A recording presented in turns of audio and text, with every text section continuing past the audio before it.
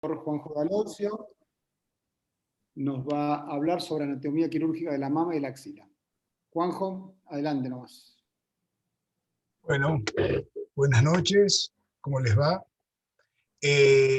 Bueno, en relación a anatomía quirúrgica de la mama y de la axila, en realidad, ¿qué temas vamos a tratar?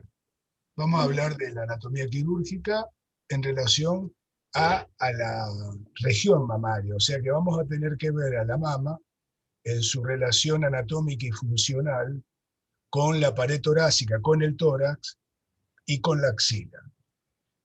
Vamos a hacer una leve descripción también de la región mamaria en el varón. Vamos a repasar qué es lo que debemos preservar y después vamos a hacer un recordatorio.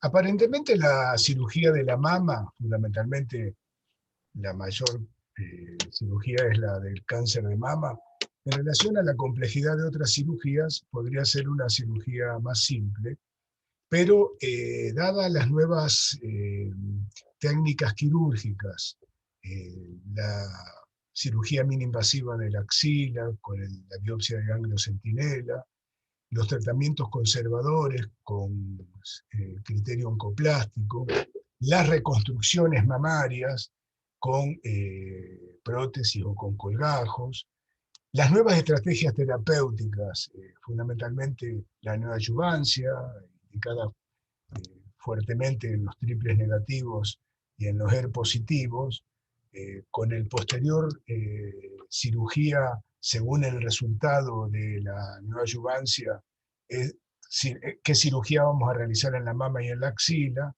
las nuevas técnicas de radioterapia, muchas de ellas combinadas durante la cirugía, han cambiado el paradigma de la cirugía que antes era mucho más estandarizada según tamaño, según estadio, y ahora ya es una cirugía personalizada. Todo esto nos lleva a hablar de un nuevo paradigma que, de esta cirugía personalizada y de analizar a la mama en su región, porque es importante tener en cuenta fundamentalmente para no producir daño. O sea, además de manejar las técnicas, tener en cuenta lo que se debe preservar. Entonces la región mamaria va a estar obviamente formada por la mama y su relación anatómica y funcional con la pared torácica y la axila. En la región torácica vamos a ver que va a estar formada por una caja ósea, un esqueleto, que en su cara posterior tiene las 12 vértebras, en la cara anterior va a estar formado por el esternón y las 12 costillas. También vamos a incluir el omóplato, a pesar de que no tener relación directa con la mama, sí con la axila, que es otra de las regiones de gran importancia en el tratamiento de las patologías mamarias. Luego vamos a describir de la pared torácica los músculos, los que se relacionan con la mama y otros que tienen relación a los tratamientos de la mama, y los vasos y los nervios. Entonces, en la cara anterior del tórax vamos a delimitar cuál es la región mamaria del tórax, porque además nos va a servir después como reparo anatómico, fundamentalmente en las mastectomías. Entonces tenemos un límite superior que es la clavícula y la tercera costilla, un interno que es el borde del esternón, uno inferior que es el pliegue submamario que apoya entre la sexta o séptima costilla, y un límite externo que es la región axilar, es la línea axilar media. En relación ya ahora a la caja torácica, los músculos que fundamentalmente están relacionados con la mama es el pectoral mayor, donde asienta prácticamente las 2/3 partes de la mama, una parte de la mama, los cuadrantes externos van a apoyar también en el serrato, y alguna porción de los cuadrantes inferiores en el recto anterior.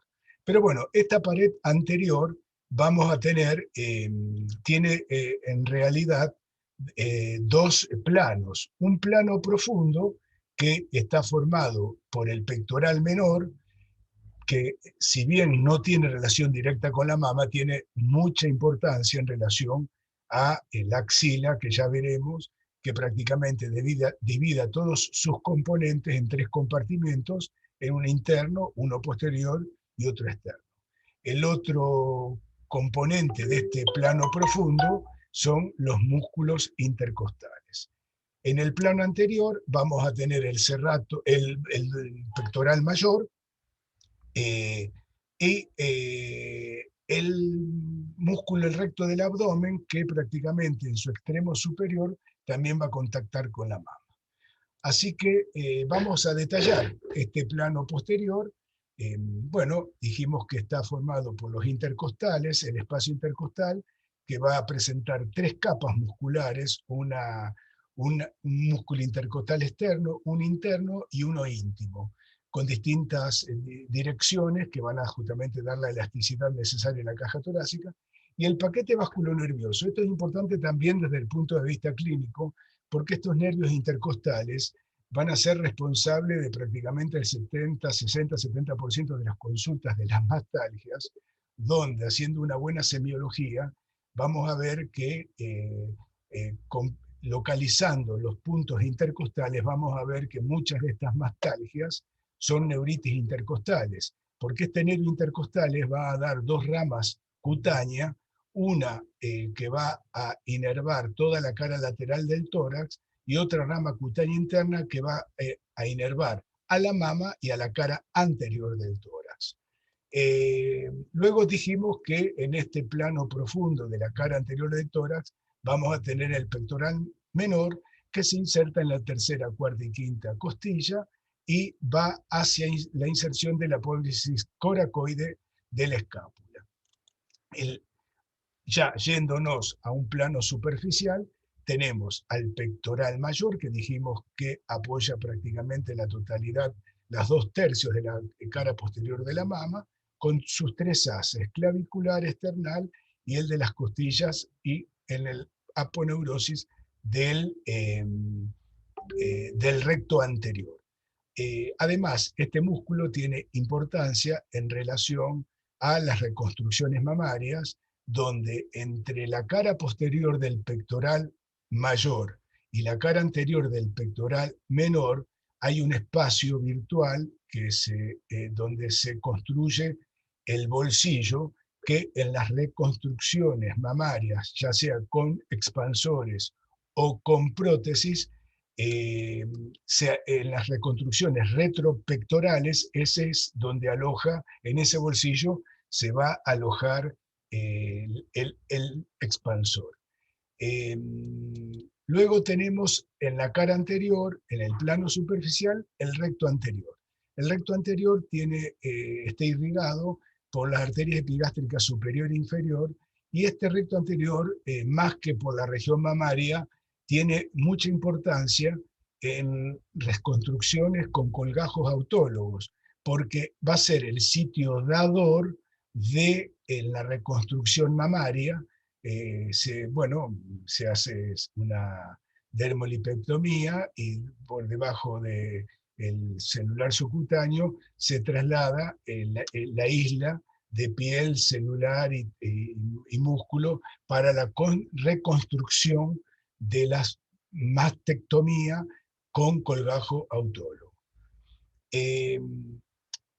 ¿Qué pasa en la cara anterior? O sea, ya describimos los 2 planos, el plano profundo y un plano superficial, pero además en la cara anterior del abdomen, del tórax, perdón, vamos a tener 2 que tienen una frecuencia no menor de un 8 o un 10%, 2 músculos que uno, el del dorsal ancho, va a tener una importancia, como ahora vamos a describir, en relación al acceso quirúrgico de la axila, y esta variante del recto anterior del abdomen va a tener importancia fundamentalmente en la imagenología. Dijimos que este es el arco ciliar, es un músculo que dijimos que es una variable anatómica del dorsal ancho. Este músculo se presenta aproximadamente en un 8% de los casos, es llamado el arco ciliar de Langer, músculo axipectoral o un tercer pectoral. Lo vamos a encontrar que tiene distintas presentaciones, o sea, es muy variable, pero bueno, va desde el dorsal ancho, atraviesa la base de la axila, debajo y detrás del pectoral mayor, por el borde inferior, y se va a insertar a la costilla y a las bases posteriores del pectoral mayor. ¿Qué importancia tiene esto? Bueno, primero que en algunas disecciones axilares puede tapar el paquete vasculonervioso y es necesario seccionarlo para poder abordar fundamentalmente el paquete ganglionar de la vena axilar. Se puede seccionar y se debe seccionar para esta cirugía y además no tiene consecuencias funcionales, no tiene ninguna función este músculo. Pero además están descritos en literatura casos de trombosis venosas profundas del miembro superior, y este es el origen, y también puede confundir con formaciones, simulando patología, formaciones blandas de la axila, si uno no tiene conocimiento de esto y poder hacer el diagnóstico diferencial. Vemos acá, en una disección calavérica, acá se ha desinsertado el pectoral mayor, este número 3 es el pectoral mayor que se ha levantado, el número 2 es el pectoral menor, y aquí vemos cómo este haz del tercer pectoral o el arco axilar de Langer es bien notorio. Esto es en relación a esta variable anatómica, en relación a el acceso quirúrgico a la axila. En relación a la imagenología, hay otra variable anatómica que es normal, que es el del recto anterior. Es un haz longitudinal que se va a desplazar por delante del pectoral mayor y se separa de él por un tejido célulo-adiposo. Lo importante es tener conocimiento de esto porque aparece en la imagenología. Aquí vemos una escenografía, aquí vemos una resonancia, en esta próxima se va a ver con más claridad. Vemos en esta craneocaudal en cuadrantes internos, o sea, es bien superficial, o sería prácticamente delante del esternón, y en la medio lateral, aquí en cuadrantes inferiores. Y esta es la representación en la resonancia. Es importante también conocerlo porque en estas imágenes podemos suponer alguna patología y vamos a realizar cirugías o procedimientos que no son necesarios. Ya saliendo de la cara anterior de la región mamaria del tórax, vamos a ir a la cara lateral donde está el serrato. El serrato, bueno, es un músculo que se inserta en las 8 o 9 primeras costillas, y va hacia la escápula, es el que estabiliza la escápula. La importancia de esto es justamente, además de que apoya los cuadrantes laterales de la mama, además que es a veces utilizado para realizar ese bolsillo interpectoral detrás del pectoral mayor que habíamos dicho para las reconstrucciones, es fundamentalmente no dañar el nervio que lo inerva, que ya después vamos a ver en el contenido de la axila, porque podemos iatrogénicamente producir lo que se llama escápula lata. Esta es una lesión del nervio torácico largo o nervio de Bell que inserta el pectoral, en la cual produce esta alteración estética y funcional de la escápula derecha. Ven acá cómo la asimetría que se produce. Otro de los nervios, otro de los músculos que no están en contacto con la mama, pero que a pesar de ser de la cara dorsal de la región mamaria del tórax, la gran importancia de este músculo radica en que también, así como el recto anterior es un dador de colgajo autólogo para el TRAM, este es de suma importancia para conservar su vascularización, porque es utilizado para también una reconstrucción autóloga con colgajo del dorsal. Esto sería un esquema de lo que podríamos, la isla que se lleva de músculo y piel, se transfiere para la reconstrucción mamaria post-mastectomía. También está el músculo subescapular, que también es fundamentalmente a nivel de la región axilar, pero es importante en el tratamiento de la axila y hay que preservar su inervación porque puede llegar a comprometer la acción rotatoria del brazo. Bueno, esto en relación a la participación del tórax en la región mamaria. Ahora, la región axilar de esta región mamaria, tenemos que la axila es, como vemos, es una pirámide con un vértice y una base y 4 caras. Tiene además un contenido vascular nervioso y fundamentalmente en lo que significa tratamiento del cáncer de mama, un contenido axilar. Entonces, este hueco de la axila tiene 4 paredes en las cuales la cara anterior va a estar formada por el pectoral mayor, o sea, la piel, el tejido celular subcutáneo, el pectoral mayor con su fascia pectoral, que es la que cuando uno entra quirúrgicamente hacia el hueco axilar, es lo primero que nos encontramos en el borde del tendón del pectoral, esa fascia que nosotros abrimos, esa es la fascia del pectoral mayor o fascia superficial. Detrás de esa fascia vamos a encontrar un espacio, que ahora vamos a ver un esquema para ubicarnos mejor, va a estar la fascia clavipectoral y el pectoral menor. Bueno, la cara interna de esta pirámide la da el músculo serrato y los intercostales. La externa es la articulación y el músculo coracobraquial y bíceps. La cara posterior, como habíamos dicho, está cubierta por la escápula, que está revestida por el músculo subescapular, además parte del dorsal ancho y del redondo mayor. La base es la aponeurosis superficial de la axila, donde vamos a ver en el esquema cómo está sostenida por una aponeurosis que viene desde la clavícula. Y el vértice es un hueco que va a comunicar la axila con el cuello y va a estar delimitado por la clavícula, la escápula y la primera costilla. Y acá tenemos un esquema, para hacerlo simple, un esquema de la pared anterior y posterior, que son realmente los reparos que uno tenemos que tener cuando entramos en la axila. Habíamos dicho que la pared posterior va a ser el músculo subescapular, el dorsal ancho y el redondo menor.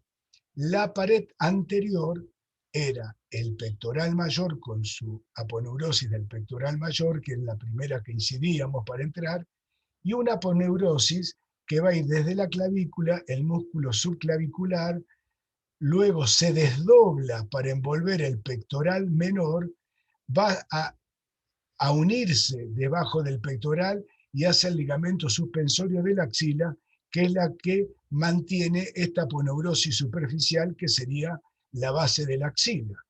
Visto esto de frente, vemos acá, obviamente se desinsertó el pectoral mayor para poder verlo, hemos entrado por incidiendo en lo que era el borde externo del pectoral mayor y nos encontramos con este espacio.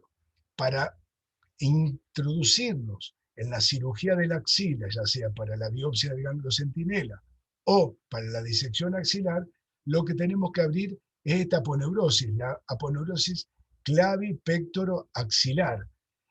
Y en este espacio tener cuidado, aunque en general uno al ingresar no va hacia el borde interno del pectoral menor y solo realizamos maniobras en el borde externo del pectoral menor, pero acá vamos a tener la cefálica, que es tributaria, que después veremos que va a formar la vena axilar, y también la acromioctorácica y los vasos y nervios que van a tributar al pectoral mayor.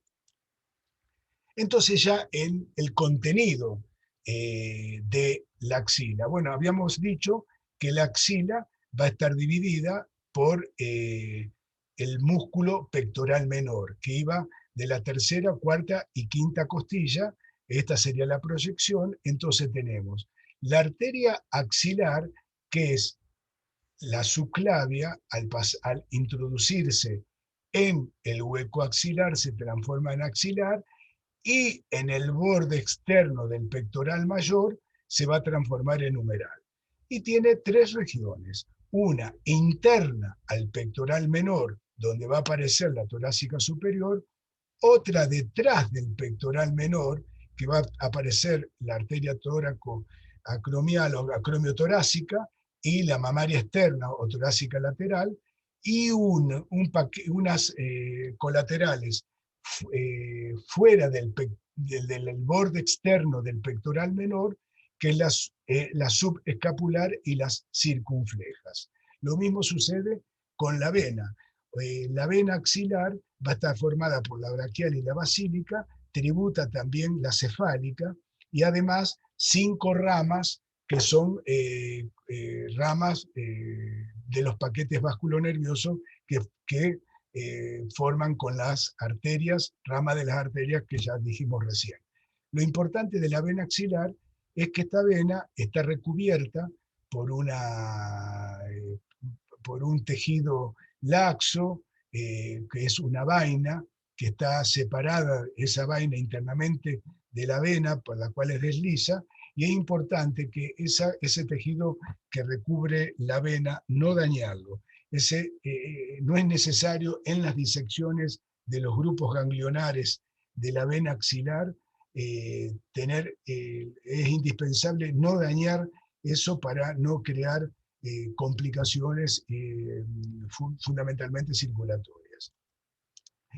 Y aquí llegamos a lo que realmente es importante en el tratamiento del cáncer de mama, que son los 3 niveles ganglionares de la axila. Vamos a tener un nivel 1, que es el que está por fuera del pectoral menor, un nivel 2 que está detrás y un nivel 3 que está dentro. Y aquí tenemos un esquema. Este es el pectoral menor, donde el primer nivel es por fuera del borde externo del pectoral menor y va a estar formado por los ganglios intramamarios, por los ganglios de la mamaria externa, por el grupo ganglionar subescapular y por los ganglios de la vena axilar. El nivel 2 va a estar formado por ganglios que están central de la axila y algún grupo del subclavicular por detrás del pectoral, y por delante ganglios interpectorales de Rotter que pueden llegar hasta ser hasta 4. El nivel 3 son los ganglios que encontramos por dentro del borde axilar. Generalmente todas las cirugías que realizamos a nivel mamario lo vamos a manejar en esta zona del nivel 1, y eventualmente en disecciones axilares con ganglios semiológicamente patológicos, obviamente también en el nivel 2. ¿Cuáles son los nervios de la axila?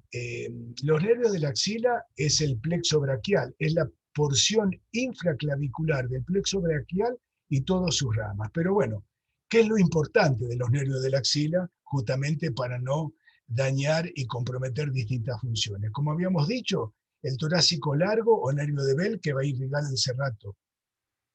El nervio tóraco-dorsal, que inerva el dorsal ancho. Junto con el paquete, es fundamental preservarlo porque es el que uno moviliza y utiliza cuando se realizan el trasplante autólogo. Los nervios del pectoral, el medial y el lateral, que va a inervar los 2 pectorales, y el intercosto branquial.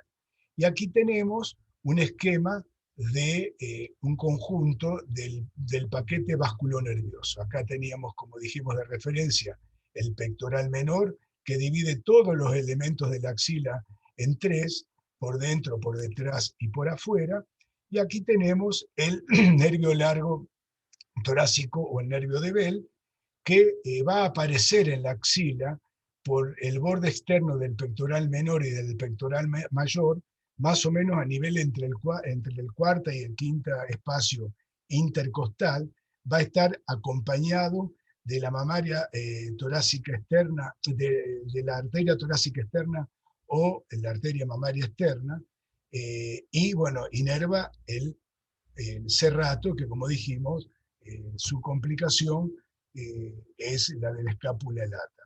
Luego tenemos los nervios pectorales, que van a inervar a los dos pectorales, y el nervio tóraco-dorsal, que junto con todo este paquete arterial y venoso, es el que hay que preservar porque es el que va a inervar el dorsal ancho. Entonces, ¿cuáles eran las consecuencias? Porque de la cirugía de la axila es fundamental la preservación de los nervios y de los paquetes, pensando en sitios dadores para reconstrucción. Habíamos dicho que la lesión de los pectorales mediales y laterales van a hacer una atrofia, una contractura de ambos pectorales, que va a tener consecuencias estéticas, pero también funcionales. Los interbraquiales, los intercostos humerales, también van a producir alteraciones en la sensibilidad de la pared de la torácica, aunque esto en general revierte. El torácico de Bell, que altera la estabilidad de la escápula, y el nervio tóraco, dorsal y subescapular, fundamentalmente la estabilidad del hombro y la rotación del hombro. Entonces, estos serían el cuidado que tenemos que tener. Entonces, ahora ya hemos hablado de la región, dentro de la región mamaria, de la región torácica, de la axila, y ahora vamos a hablar de la anatomía de la mama. En la anatomía de la mama vamos a hablar realmente lo que significa en relación a la importancia quirúrgica. En un pequeño repaso, acordemos el origen de la mama, el parénquima va a ser a partir del ectodermo, que entre la cuarta y séptima semana se van a formar las crestas, que luego retrocede y queda un remanente que es resabio de solo de lo que va a ser el botón mamario, pero esta línea mamaria o línea láctea es la que es interesante recordar, porque uno de los motivos de consulta, fundamentalmente estético, pueden ser malformaciones congénitas o mamarias, que en general la consulta va a ser, estas anomalías congénitas pueden ser por defecto, cuando falta la mama, el pezón, la areola, o esto podría tener, uno lo ha visto, el síndrome de Poland, que es la falta de mama y de pectoral, pero fundamentalmente en relación a lo que es la línea mamaria, en relación a cirugías, vamos a ver mamas supernumeraria, pezones, con pezones y areola, y eso en general lo vamos a encontrar en la línea mamaria. Y lo más común es el tejido aberrante o mama supernumeraria, que es el tejido mamario en la axila. Esto un poco para repasar en relación a motivos de consulta y para repasar cómo era la línea láctea. En relación a la glándula mamaria ya en la adulta, ya dijimos que contacta en la pared anterior del tórax, en la mayor cantidad de tejido va a estar en el cuadrante supraexterno, por lo tanto, más de la mitad de la patología va a aparecer en este cuadrante. Tiene una cola mamaria, que esta es normal, esto obviamente no es mama supernumeraria, sino que es una prolongación hacia el pliegue anterior de la axila. Esta mama está constituida anatómicamente por 20 lóbulos aproximadamente, y cada lóbulo va a tener un conducto excretor. En relación y ahí está centrada por el complejo areola-pezón, que en relación a las incisiones vamos a ver que que es epicentro de las líneas de tensión del Langer. En relación a los lóbulos mamarios, es interesante recalcar que cuando uno habla de cuadrantectomía, el lóbulo en general, desde el punto de vista quirúrgico y anatómico, en realidad estos 20 lóbulos se entrecruzan entre sí, no se anastomosan, pero no es que cada cuadrante sea tributario o se aloje un lóbulo delimitado. Hay un entrecruzamiento, o sea, cuando nosotros hablamos de cuadrantectomía, vamos a hablar desde el punto de vista, digamos, topográfico de la mama, un cuadrante, el cuadrante superexterno, pero dentro de ese cuadrante puede haber lóbulos que tributan en distintos cuadrantes. Acá vemos cómo en este esquema coloreado los lóbulos se entrecruzan entre sí, pero no se anastomosan. Y aquí vemos en esta galactografía, en esta cráneo caudal, cómo este lóbulo ocupa totalmente los 4 cuadrantes.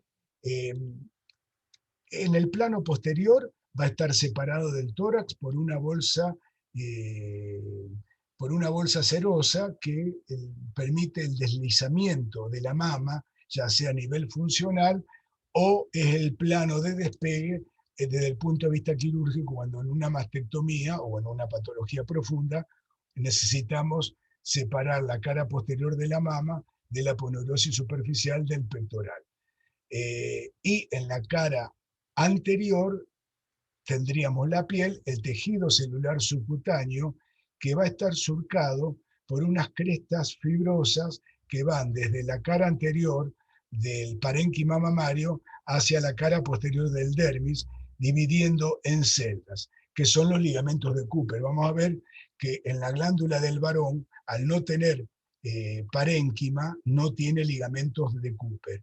Esto cobra importancia en la actualidad también en las reconstrucciones mamarias, donde en la adenomastectomía, la cirugía conservadora de piel, areola y pezón, fundamentalmente lo tradicional eran las prótesis y expansores detrás del pectoral, recto pectoral, y cada vez hay más tendencia en las reconstrucciones con colocaciones prepectoral de expansores o de prótesis, luego que se hace la mastectomía subcutánea, y muchos cirujanos plásticos supeditan esa decisión al espesor.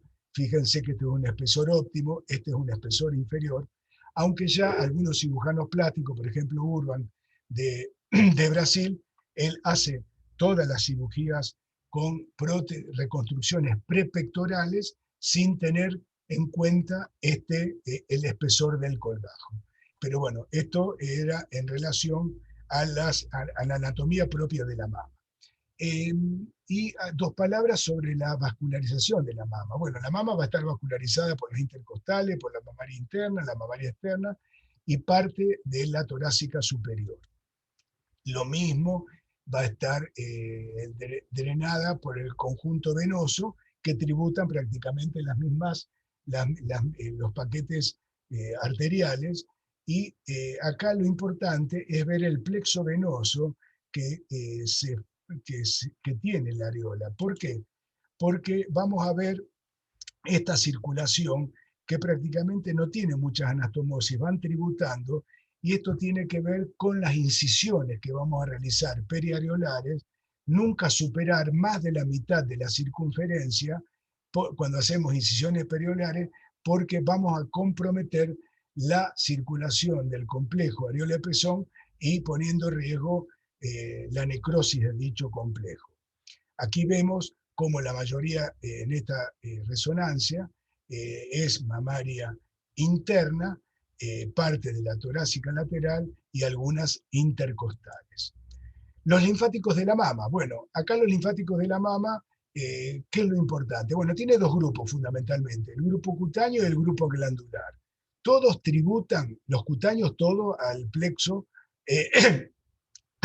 subareolar, detrás de la areola, que hace una red de linfáticos. Los glandulares también tributan al plexo subareolar y también un plexo retromamario.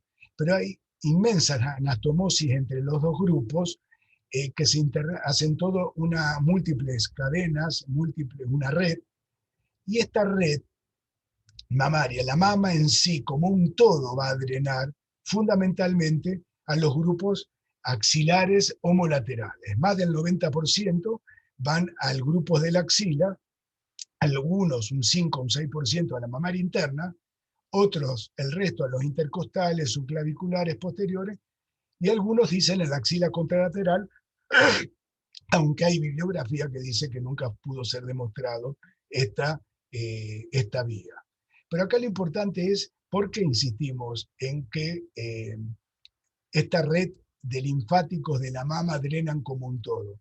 Porque, por ejemplo, en un carcinoma multicéntrico, o sea, de varios cuadrantes, además del tratamiento que corresponde en sí a el cáncer, si es un multicéntrico, no contraindica un tratamiento con biopsia, está indicado la biopsia del ganglio centinela porque toda la mama va a drenar como un todo. O sea que eso es importante fundamentalmente en relación a la indicación de la biopsia del ganglio centinela. La mama drena como un todo hacia los ganglios regionales. Y aquí lo vemos, esta complejidad de redes que habíamos dicho, donde drena la mamaria y donde fundamentalmente el 90% van al primero y al segundo nivel de los grupos ganglionares de la axila. Y ahora un comentario de la mama masculina. ¿Qué diferencia hay la mama masculina? En relación a la anatomía y a la anatomía quirúrgica, vamos a ver ahora que es parecida. Pero en relación a la patología, al nacimiento, ambos sexos, los varones y las mujeres, poseen la misma estructura mamaria, con una estructura ductal, retroareolar, rudimentaria, muy elemental. Queda en este estadio de ductos la mama del varón y de la niña hasta la pubertad. En la pubertad, a partir de los cambios cíclicos que produce en la ovulación, la maduración del ovario, y a partir del estrógeno, la progesterona, la hormona de crecimiento, van a empezar a estimular el desarrollo mamario o telarca, que es el primer factor, la primera característica sexual secundaria que aparece en la niña, y el desarrollo lobulillar. Mientras que en el varón queda en el estadio de ducto para toda la vida. El varón no va a desarrollar lobulillos y la estructura de la mama del varón va a ser solo tejido fibroso graso con algunas estructuras ductales retroareolares y muy escaso tejido conectivo. Entonces, para entender la fisiopatología luego de la mama masculina, acordémonos que no va a tener patología de los lobulillos porque no va a tener lobulillos, a menos que haya alguna alteración genética, ni tampoco va a tener ligamentos de Cooper. Entonces vemos que la escenografía de la mama del varón es algún resabio de conductos ductales detrás de la areola, una mama transparente y este es el pectoral. Obviamente, al no tener parénquima, como dijimos, tampoco tiene ligamentos de Cooper. Entonces, la región mamaria del varón, el tórax, tiene mayor desarrollo, obviamente, por una cuestión de contextura, el pectoral mayor. Y los criterios de tratamiento y de abordaje son parecidos al de la mujer. Y la patología, vamos a ver que según qué patología van a ser los estudios.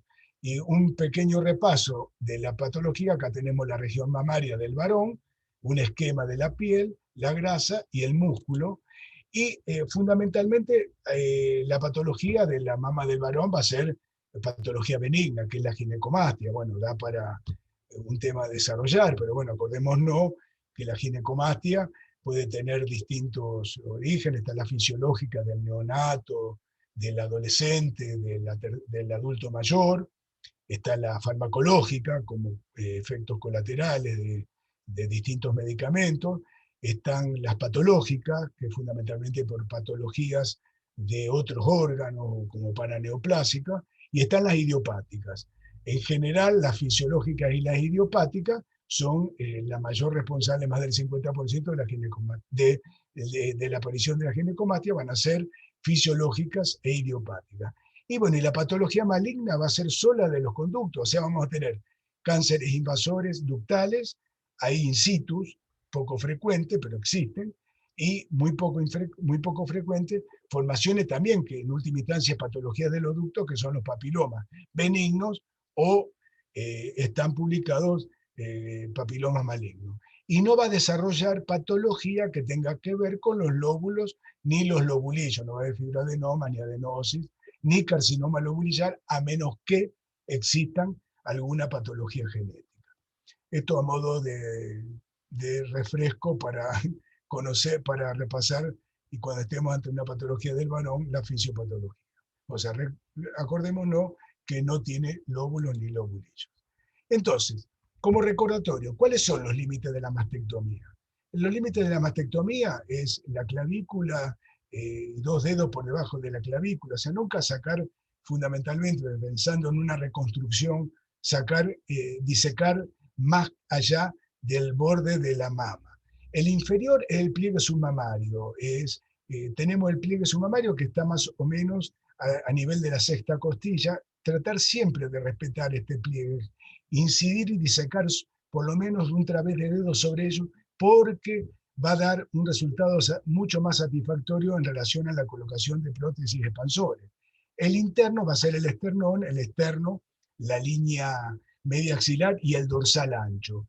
Esto es un reparo interesante a tener, especialmente en pacientes con sobrepeso, mamas muy grasas, que a veces nos perdemos y seguimos disecando de más, con lo que significa después la complicación y los seromas. O sea, localizar el dorsal ancha y no avanzar más que en ello. Y la disección cuando ya estamos en la axila. El superior, por supuesto, es la vena axilar. El inferior, vamos a ver dónde se forma la táraca dorsal, que es la unión de la dorsal y la que viene del escapular. El interno es la pared torácica, por supuesto, de disección, y el externo también el dorsal ancho.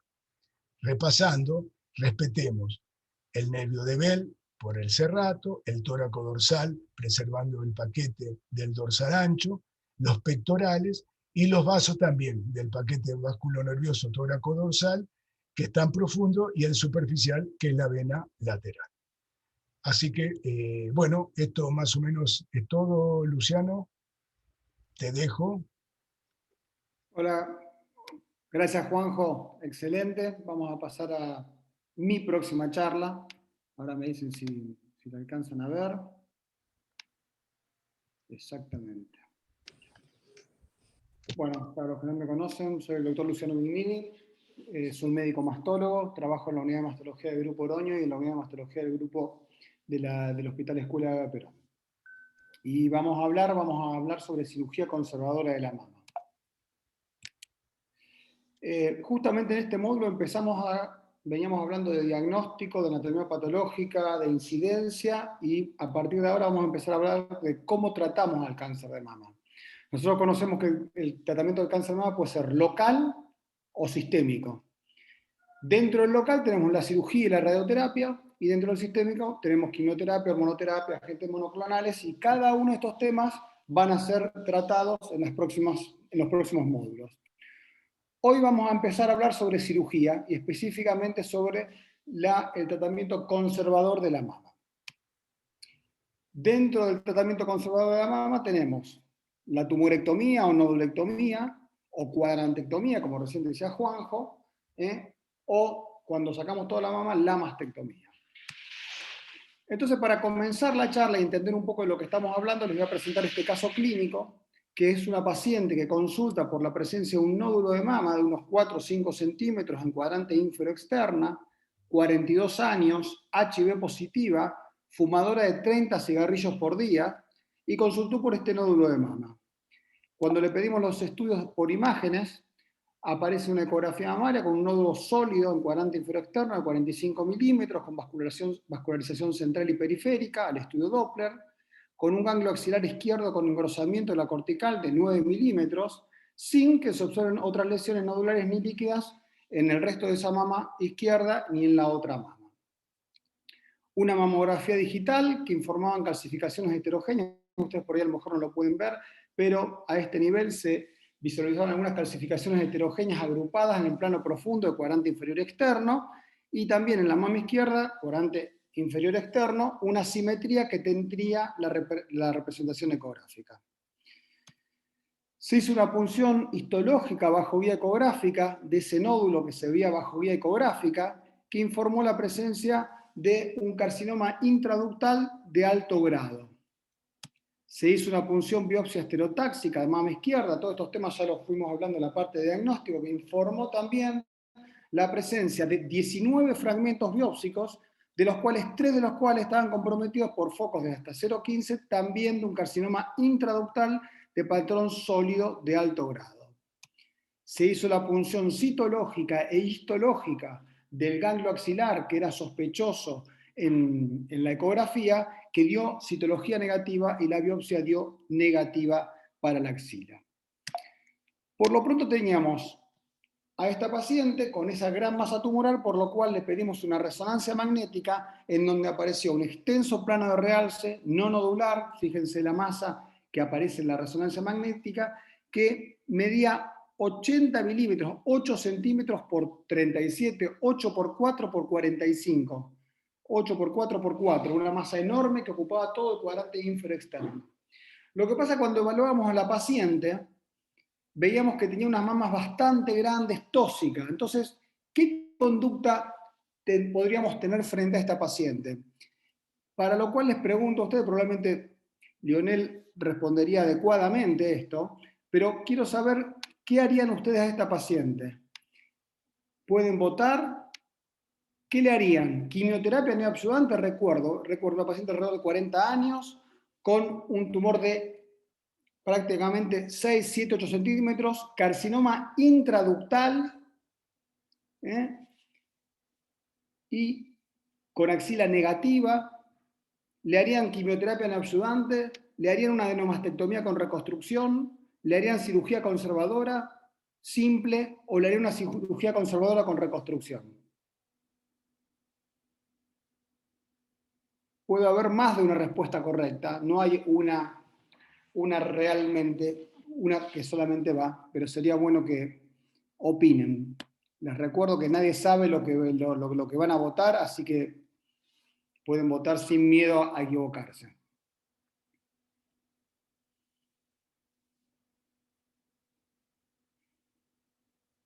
Bien.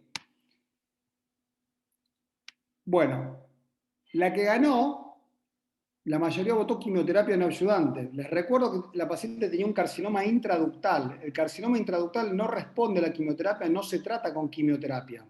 Por ahí uno de hecho, cuando punzamos la axila, que pensábamos que podía ser positiva, estábamos pensando en la posibilidad de que en esa gran masa tumoral haya un patrón infiltrante, pero la realidad que con imágenes y con 17 fragmentos y con punción histológica bajo ecografía, bajo estereotaxia, no teníamos la confirmación de infiltrante, por lo cual no le podemos indicar quimioterapia a una paciente con un carcinoma intraductal.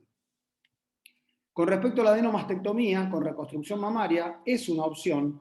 Sin embargo, como dije, era una paciente que fumaba más o menos 30 cigarrillos por día, por lo cual no lo haría, como vamos a ver ahora, una cirugía de elección. Entonces, ¿qué conducta tomamos nosotros? Nosotros hicimos una cirugía conservadora de la mama, por esto que estaba diciendo, una paciente con mamas grandes, que tuvimos resultados bastante aceptables. Pudimos sacar ese tumor, que finalmente terminó siendo un carcinoma intraductal de 6-7 centímetros, con axila negativa, por lo cual la paciente complementó con radioterapia y tuvimos un buen resultado estético con un buen control oncológico. Pero para poder entender esto, justamente de esto va a ser la charla que vamos a tratar de 20 minutos, hablar sobre cirugía conservadora. Y la idea es que se lleven algunos mensajes claros de esta charla, como de todo este curso. La idea es que no sepan mastología detallada, sino quiero que se vayan con algunos conceptos que tienen que ser claros. Y el primer concepto es que la mastectomía no es mejor que la cirugía conservadora. O sea, Rosario fue pionera en la cirugía conservadora, el doctor Benítez Gil, el doctor Álvarez Gardiol y varios mastólogos que desde hace muchísimos años vienen haciendo y promulgando la cirugía conservadora. Pero a lo mejor la charla podría terminar acá, porque en el consultorio vemos a diario donde pacientes, colegas, derivan a la paciente diciendo, mira, ante la duda, sacate la mama. Y lo que sabemos desde hace mucho tiempo es que la mastectomía no es mejor que la cuadrantectomía más radioterapia. Desde hace 20 años, Humberto Veronesi publicó en el New England Journal of Medicine, donde el trabajo en donde a un grupo hacía mastectomía de Halsted, a otro grupo le hacía cuadrantectomía más radioterapia, casi 700 pacientes, y después de 20 años de seguimiento, la sobrevida era exactamente lo mismo. Cuando hablamos de mastectomía de Halsted, sacábamos con piel, complejo areola-pezón. Mi amigo Luis Reñé probablemente dirá, no son las mastectomías que estamos haciendo, y tiene razón que no son las mismas, pero lo que tenemos que pensar, o cuando viene la paciente, el concepto de no es mejor, señora, si usted tiene un cáncer de mama y se hace una mastectomía, la enfermedad puede regresar de la misma manera si usted hace una cirugía conservadora más radioterapia. Las conclusiones en el 2002 de Humberto Veronesi era que la tasa de supervivencia a largo plazo era exactamente la misma, por lo cual la cirugía de conservación de la mama es el tratamiento que debería ser de elección. Pero, como dije, ese estudio tiene hace 20 años atrás y probablemente no son las mastectomías ni los tratamientos que estamos utilizando hoy en día. En mayo de este año, hace un par de meses, salió este estudio de cohorte del registro sueco, en el cual evaluaron casi 50.000 mujeres, en el cual evaluaron la tasa de sobrevida global con respecto a cirugía conservadora más radioterapia, mastectomía sin radioterapia y mastectomía con radioterapia. Evaluaron sobrevida global y sobrevida específica de muerte por cáncer de mama. ¿Qué encontraron? Pueden ver la liñita acá, que la cirugía hoy en día, la cirugía conservadora más radioterapia tiene mejor sobrevida, no igual, mejor sobrevida que la mastectomía, e inclusive mejor que la mastectomía con radioterapia y sin radioterapia. Uno podría pensar, decir, bueno, pero en determinados casos sería mejor la mastectomía con radioterapia. Hicieron un análisis muy pormenorizado con diferentes factores confundentes, ajustando por edad, tipo de tumor, compromiso axilar, y ajustando por todas las variables, la cirugía conservadora con radioterapia tenía mejor sobrevida global que la mastectomía, inclusive mastectomía más radioterapia. Fíjense, a 10 años 87% contra 70 y 67% con respecto a la mastectomía.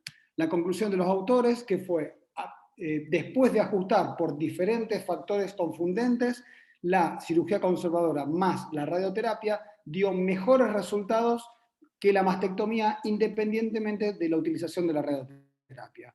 Si las dos intervenciones son válidas, la mastectomía no debe ser considerada como igual a la cirugía conservadora, porque muchas veces se planteaba decir, bueno, mira, es lo mismo en sobrevida, por lo cual la decisión del paciente o determinados factores, que ahora vamos a hablar, podría ser decir, bueno, es lo mismo. Bueno, no es lo mismo. Podría ser inclusive mejor la cirugía conservadora de la mama. Y entonces vamos con el segundo mensaje. El primer mensaje es que la mastectomía no es mejor que la cirugía conservadora. El segundo mensaje tiene que ver un poquito con la implementación de la toma de decisiones compartidas con el paciente. ¿Qué es esto? Este es un enfoque en el que el médico y el paciente comparten la mejor evidencia disponible y en donde el paciente recibe apoyo para considerar diferentes opciones y juntos tomar decisiones de acuerdo a las preferencias y a sus valores. Y acá es donde obviamente puede estar la posibilidad de que el paciente decida decir, no, mira, yo me quiero hacer una mastectomía porque tengo miedo, porque yo entiendo que puedo... Bueno, pero el paciente tiene que estar informado y tiene que saber esto que estamos diciendo, que a lo mejor que va a tener la tasa de curación puede ser igual o peor con una mastectomía. Tiene que saber las secuelas que trae la mastectomía, tiene que saber que la reconstrucción mamaria, inclusive en manos expertas y con toda la tecnología que tenemos hoy en día, tiene una tasa de complicaciones entre un 10 y un 20% como mínimo, que va a perder la sensibilidad, que va a requerir una recuperación mucho más prolongada. Entonces, si el paciente conoce todo esto y acepta todo eso, estaría indicado aceptar y acompañarlo en la decisión del paciente de una decisión compartida. La toma de decisiones compartidas hoy en día es una recomendación por la mayoría de las asociaciones profesionales. O sea, las guías de práctica clínica recomiendan que se produzcan, que se incorpore la decisión compartida. Ya no viene esta cuestión de qué opina el médico con respecto a qué es lo mejor. Juntos vamos a tomar la decisión qué es lo mejor para esa paciente particular que tenemos enfrente. La toma de decisiones compartidas aumenta la satisfacción del paciente y del médico, aumenta la adherencia al tratamiento, reduce la demanda de mala práctica, pero es una obligación legal y ética que tenemos como profesionales para mejorar la atención al paciente. Entonces ahora vamos a ver cuáles son las indicaciones y factores limitantes para la cirugía conservadora, porque obviamente, o sea, el 30% de mis cirugías son mastectomías. Entonces hay veces que no queda otra y vamos a indicar mastectomía. Entonces, ¿cuáles son las indicaciones y cuáles son los factores limitantes para la cirugía conservadora? Esta diapositiva la pongo en casi todas mis presentaciones. Sé que hay mucha gente en formación, muchos médicos residentes. Les recomiendo que lean el libro este de Henry Marsh, médico neurocirujano inglés, que él plantea y dijo en su primer libro que hacen falta 3 meses para aprender a hacer una operación. Probablemente todos que están acá en periodo de formación pueden saber hacer perfectamente una cuadrantectomía, una nodulectomía, inclusive un ganglio centinela, pero se requieren 3 años para saber cuándo hacerla y más difícil, 30 años para saber cuándo no hacerla. Recomiendo en estas vacaciones de invierno, que es una buena compra como para llevarse. Le agradezco a la doctora Lucía Beltrán, que fue quien me lo recomendó. Bien, entonces, ¿cuáles son, teniendo en cuenta esto que dije anteriormente, cuáles son las indicaciones y factores limitantes? Tenemos que tener 3 factores importantes.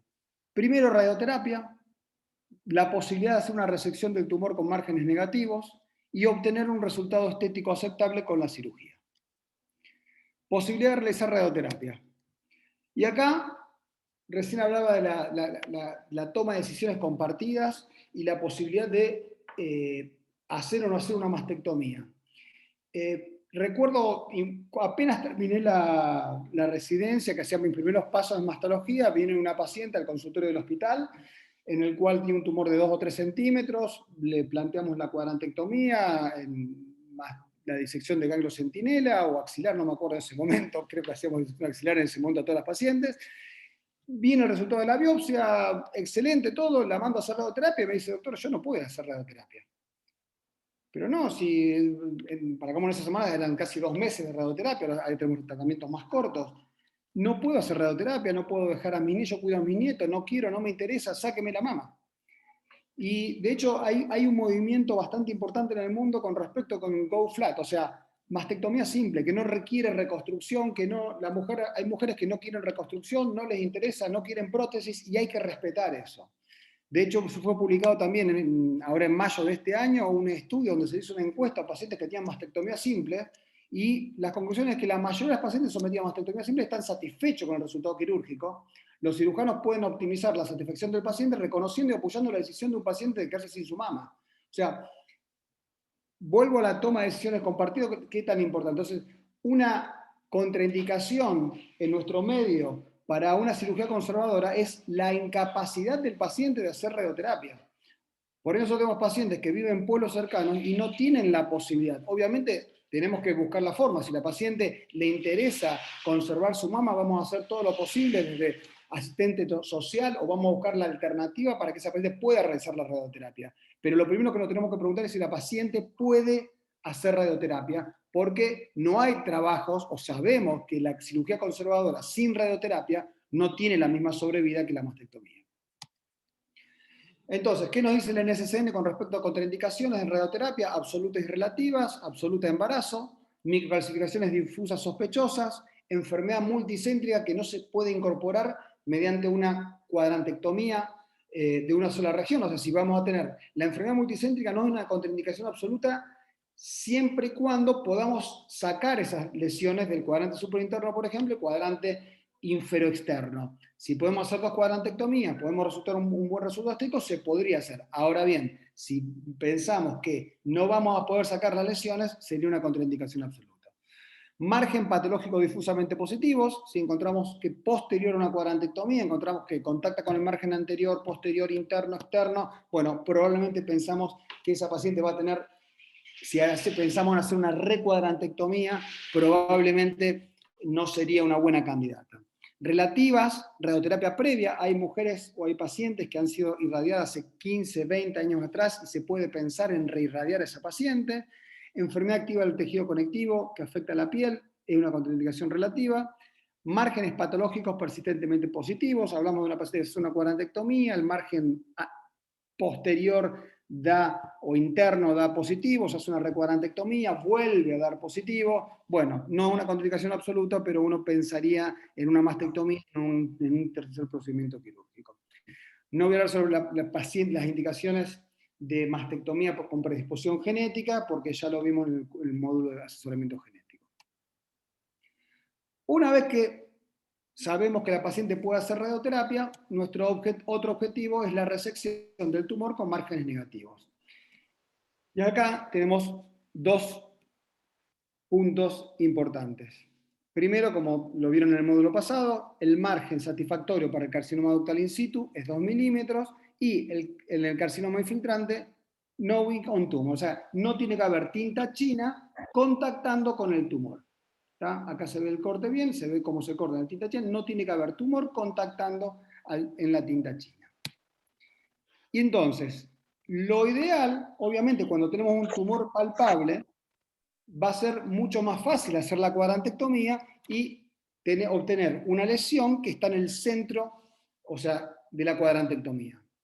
Sin embargo, la gran dificultad la tenemos cuando tenemos lesiones no palpables. Y acá me voy a detener un momentito con respecto a las diferentes técnicas de marcación prequirúrgica que tenemos y voy a focalizar fundamentalmente en la marcación con arpón y en la marcación radioguiada con yodo, porque son las dos más utilizadas en nuestro medio. Carbón utiliza mucho en Buenos Aires, pero tiene algunas dificultades, pero por cuestiones de tiempo no me voy a detener en el rol y la marcación con carbón. La marcación guiada con arpón probablemente sea la más utilizada por todos ustedes, pero tiene la dificultad que hay que coordinar. De hecho, en el hospital lo utilizamos durante mucho tiempo, hay que coordinar radiología, que el departamento de diagnóstico pueda colocar ese arpón, después medicina nuclear, que generalmente se hace en otro lado, que le hagan la colocación del tecnesio para el ganglio centinelo, y coordinar el turno quirúrgico, que por ejemplo, si es un lunes, es complicado porque no llegamos a que se marque con el arpón y no podemos tener la paciente todo el fin de semana con el arpón puesto. Por otro lado, hay otros factores, que a veces el arpón, el ingreso en la piel no es el sitio más conveniente, se produce desplazamiento del arpón, puede ser enganchado, se le pone unas gasas alrededor y uno cuando está sacando la gasa se puede extirpar el arpón, o puede ser cortado en la cirugía y nos queda un pedacito del arpón en la mama, por lo cual tenemos que empezar con las radiografías de pieza operatoria. Estas cosas no es que está descrita, sino que lamentablemente lo he vivido. El arpón a veces está impreciso, no queda cerca de lo que es realmente la lesión. Y pasa esto que estaba diciendo, nosotros idealmente tenemos que sacar solamente el tumor a nivel central, pero a veces el arpón ingresa por un lugar, por ejemplo en cuadrante supraexterno, y tenemos que sacar una lesión en cuadrante infraexterno. Entonces, eso nos va a generar que saquemos mucha mayor cantidad de tejido que la que realmente deberíamos tener. Y eso se va a manifestar o va a generar que fundamentalmente a veces tengamos resultados estéticos subóptimos. Y acá, desde hace varios años, gracias a mi amigo eminencia, el doctor Marcelo Muñoz, que estoy eternamente agradecido, gracias a su insistencia, empezamos a aplicar la radiolocalización con la presencia con semillas con yodo. Empezamos con un procedimientos, en realidad en principio empezamos justamente con rol, con tecnesio, pero teníamos dificultades que a veces difundía, no teníamos forma de saber si las lesiones habían sacado porque no teníamos la forma en la radiografía de pieza operatoria ese tecnesio aparezca. Si la paciente no tenía un clip, no teníamos forma de constatar que la lesión realmente había salido. Así que empezamos a trabajar con la semilla, empezamos con un par de casos, hoy creo que tenemos más de 300 semillas en la ciudad de Rosario colocadas. Las semillas en el único lugar de la Argentina en donde se localizan las lesiones no palpables con semillas en Rosario. ¿En qué consiste? Se coloca una semilla de titanio con iodo 125 en el sitio tumoral, bajo vía ecográfica o mamográfica, o sea, de la misma forma que se colocan los arpones, y se utiliza el equipo Gamma-Prop para localizar el tumor y guiar la cirugía. En el caso clínico que vamos a presentar ahora del hospital, vamos a presentar justamente una marcación con semilla. El beneficio además que tiene, como tiene una vida media mucho más larga, la paciente se puede colocar la semilla el lunes y operarse el viernes. Se puede colocar la semilla el lunes y como ha pasado que se suspendió la cirugía, la paciente puede tener la semilla, estar una semana, 10 días, 15 días con la semilla que no hay ningún tipo de inconveniente. Este es el tamaño de la semilla, muy pequeña, y una radiografía de la pieza operatoria con un buen cuadrante y con la lesión bien central. Utilizamos el equipo Gamma-Prop y utilizan una radiación completamente diferente al tecnesio. Vamos a ver que la radiación es de 27 kb para el yodo, en cambio de 140 kb para el tecnesio. Entonces, modificando la ventana del equipo Gamma-Prop, podemos diferenciar perfectamente, discriminar perfectamente lo que es semilla de lo que es yodo, de lo que es tecnesio. Tenemos un caso clínico ahora donde lo vamos a poder ver perfectamente. Entonces, hicimos un trabajo con el doctor Muñoz, el doctor Alvarado y otros profesionales más, en los cuales estamos comparando qué es lo que pasa con los arpones y la semilla. Pero también en abril salió publicada una revisión sistemática en donde se evaluó los diferentes métodos de identificación de lesiones no palpables, en la cual encontramos que los resultados hablan de fácil adopción por parte de los cirujanos, menos márgenes comprometidos porque la lesión es más central, eso está relacionado con menos reoperaciones, menor cantidad de tejido extirpado, lo que se asociaría a mejores resultados estéticos. Entonces acá viene el cuarto mensaje de la charla, tenemos que mudarnos desde esas cuadrantectomías amplias con arpones que tanto nos dan dificultad a los cirujanos para equipar estas lesiones, a estas marcaciones con semillas que son mucho más útiles y muy simples de implementar. Bien, y por último, no menos importante, el resultado estético aceptable.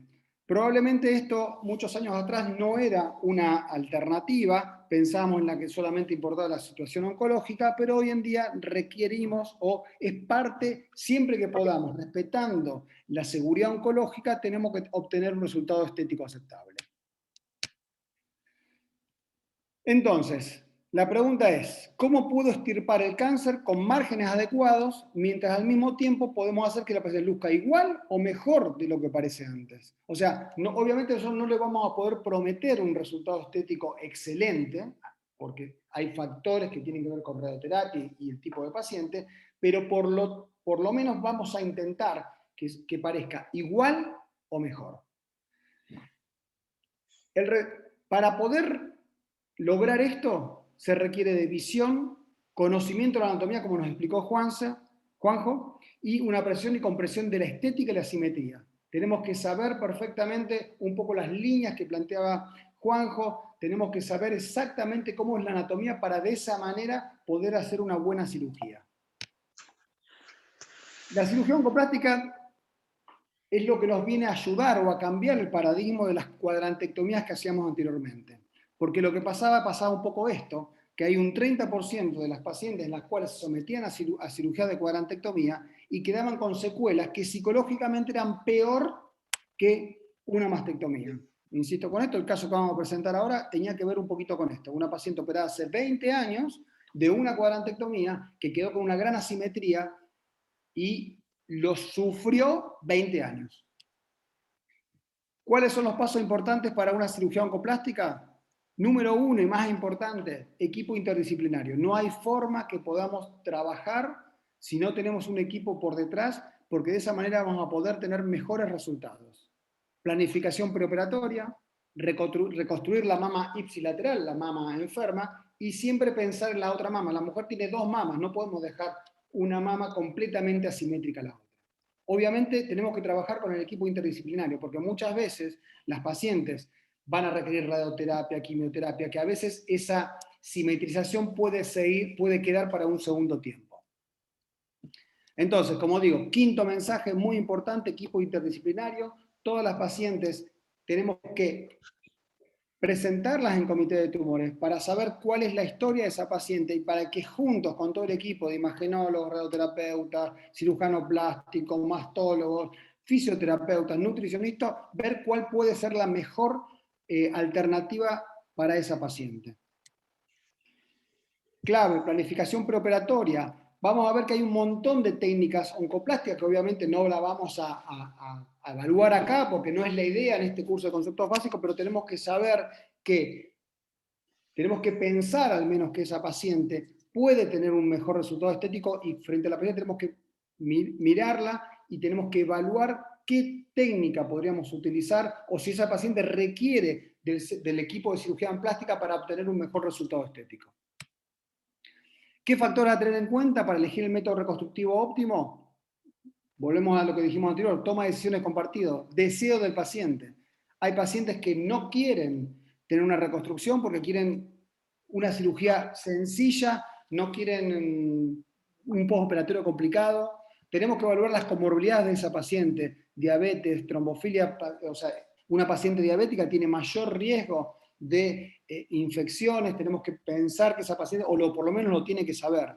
La obesidad tiene mayor riesgo de complicaciones infecciosas del seroma, y el tabaco, junto con la radioterapia, que por ahí está mi amigo Luis Reñé, que se debe estar riendo, son los peores enemigos que tenemos frente a la reconstrucción mamaria, ya que el tabaco aumenta, produce retraso en la cicatrización de las heridas, mayor riesgo de necrosis en cogajo de mastectomía, necrosis del complejo areola presón, mayor riesgo de infecciones. Entonces, cuando tenemos una paciente tabaquista, con diabetes, obesidad y que va a hacer radioterapia, bueno, probablemente uno no tiene que tener en cuenta que puede haber esas complicaciones. Es por eso que en la paciente que presenté al principio, una paciente de 42 años, tabaquista de 30 cigarrillos por día, con una axila sospechosa, con un carcinoma intraductal de 7-8 centímetros, optamos por una cirugía conservadora más que una mastectomía, porque esa paciente tenía altísimo riesgo de que esa mastectomía fracase. Otro punto a tener en cuenta es después de que descartamos, evaluamos todo esto, de ver tamaño y forma de las mamas. Mamas grandes, mamas pequeñas, qué forma, tosis, no tosis, incisiones, asimetría entre una y otras mamas. Y a partir de ahí vamos a elegir cuál es la mejor incisión que tenemos que utilizar para esta paciente. Siempre tenemos que tener en cuenta que existe la posibilidad, si existe o no la posibilidad de una subsecuente mastectomía. Tenemos que pensar, cuando vamos a hacer una cirugía conservadora, si esa paciente a lo mejor va a requerir en un segundo tiempo, por X motivo, porque llegó el test genético, porque la lesión es muy grande y probablemente vengan márgenes comprometidos, ¿qué incisión vamos a utilizar para sacar? Porque a lo mejor esa paciente va a requerir una mastectomía y no podemos tener otra incisión para la mastectomía. Y vamos a siempre tratar de cuidar el escote de la mujer. Otro tip que se tienen que llevar es que antes se pensaba que había que hacer la incisión por sobre el tumor. Ya, como dije, los márgenes tienen que ser no on tumor, por lo cual la piel del tumor, la piel que cubre el tumor no requiere ser removida, por lo cual con buenos estudios por imágenes podemos saber que no hace falta remover la piel y eso nos va a permitir utilizar incisiones que no afecten la estética de la paciente. Entonces, está terminando. Los mensajes que quiero que se lleven es que la mastectomía no es mejor que la cirugía conservadora de la mama, toma decisiones compartidas, hablar con las pacientes, explicarle, tomarse el tiempo en el cual, para explicarles los pros y los contras de determinadas alternativas, localización prequirúrgica con semillas, los que no lo utilizan empiecen a probar esta técnica porque es superior a lo que se viene utilizando hoy en día. Clave el equipo interdisciplinario y la planificación preoperatoria, que todo esto en conjunto va a dar muy buenos resultados. Entonces, el tratamiento del cáncer de mama es un traje a medida. Dos pacientes pueden tener la misma enfermedad y recibir tratamientos completamente diferentes. Entonces tenemos que pensar en la paciente que tenemos enfrente y de acuerdo a eso proponerle qué tratamiento aplica para esa paciente en particular. Y por último, esto es como yo veo el cáncer de mama, acá está todo el equipo interdisciplinario en conjunto con pacientes sobrevivientes de cáncer de mama que nos ayudan a nosotros a ver cómo podemos tratar mejor a nuestros pacientes. Muchas gracias. Se está haciendo tarde, así que vamos a pasar rápidamente al caso clínico. Después que nos queden unos minutos para la mesa redonda con los expertos. Nati, ¿estás ahí? Para un segundo. Estoy. Bueno, la doctora... no, yo tenía que compartir. Sí.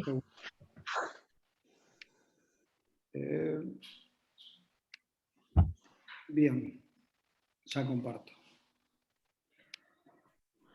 Bueno, la doctora Natalia de la Horra, médica residente del Hospital Escuela de Perón, va a presentar un caso clínico de cirugía conservadora que tiene de todo un poquito. Así que les diría que aguanten porque es muy interesante. Nati. Bien, estoy. Bueno, buenas noches a todos. Gracias, Luciano, por la presentación.